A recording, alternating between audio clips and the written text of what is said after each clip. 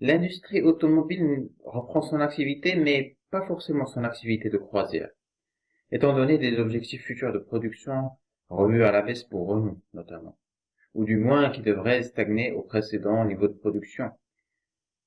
Surtout que Renault au Maroc fabrique principalement des modèles de sa marque low cost Dacia, qui ne pourrait pas rester compétitive si elle est relocalisée en France, comme Renault a prévu de le faire pour d'autres usines, notamment en Europe de l'Est.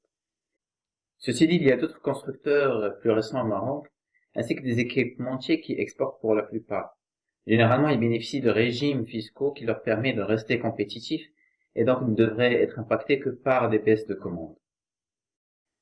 Par contre, je crois que c'est l'industrie aéronautique qui serait le plus à surveiller, d'autant plus que Airbus, acteur majeur de l'activité aéronautique au Maroc, a prévu de supprimer 15 000 emplois dans le monde, suite à une chute des prévisions de vente de 40% quant à ses prévisions initiales, et ce pour les 2 prochaines années, voire les 3 prochaines. Et cela en raison d'une chute des commandes d'avions. Cela importera au moins la baisse de production dans les usines au Maroc, mais devrait maintenir l'activité dans notre pays, car tous les modèles Airbus ont des composants made in Morocco. Mais au-delà du constructeur européen, déjà présent au Maroc depuis 50 ans, ce sont tous les constructeurs qui seront forcément impactés et ainsi leurs fournisseurs dont beaucoup sont présents au Maroc. L'industrie pharmaceutique, quant à elle, doit tirer son épingle du jeu. Surtout que nous avons quand même des acteurs qui ont une présence au-delà des frontières. Et de plus, notre engagement en faveur de notre continent africain devrait se poursuivre. Et cela devrait se matérialiser en y incorporant et en intensifiant de notre part la recherche médicale pour notre continent.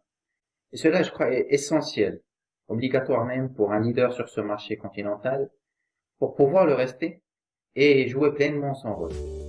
L'industrie textile, notamment via le client européen, pourrait profiter indirectement des relations post-pandémie avec les pays asiatiques, en tout cas dans sa phase 1.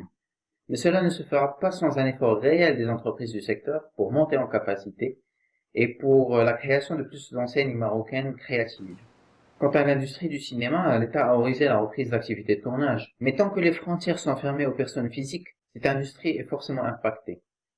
Mais comme pour le tourisme, je crois qu'il faut saisir cette situation pour en faire une opportunité. Les salles de cinéma seront probablement fermées pendant une longue période. Il y a donc une orientation à faire par les producteurs nationaux et au-delà par tous les métiers du cinéma pour oser et viser non pas juste le marché marocain mais international, notamment via les plateformes en ligne de films, de séries. Car nous avons l'infrastructure pour de grands films, mais au lieu que ce soit initié par des productions étrangères, autant que ce soit par nous. Surtout que le secteur du cinéma est de facto l'industrie hôtelière et plus généralement l'économie de régions comme celle de Ouarzazate dépendent forcément de cette industrie.